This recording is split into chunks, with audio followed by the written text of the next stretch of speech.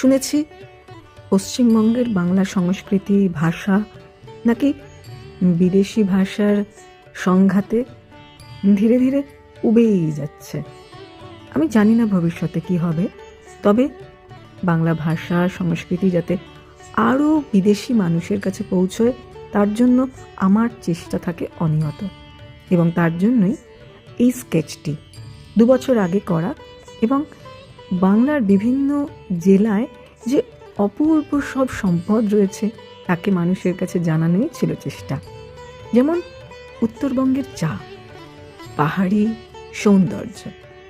তবে আমরা কি জানি উত্তর দিনাজপুরের মাটির পুতুল বা দক্ষিণ দিনাজপুরের গমিরা মাস্ক, মালদার আম, মুর্শিদাবাদের হাজারদুয়ারি বা পুরুলিয়ার ছৌ মাস্ক এবং আরও কত কিছু আমরা জানি, কত কিছু আমাদের আরও জানা বাকি।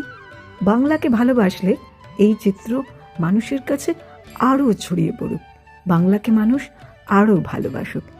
নিজের শিকড়কে ভালোবাসলে সেই শিকড় আরও মজবুত হবে, আরও অনেক দূর সে ছড়িয়ে যাবে।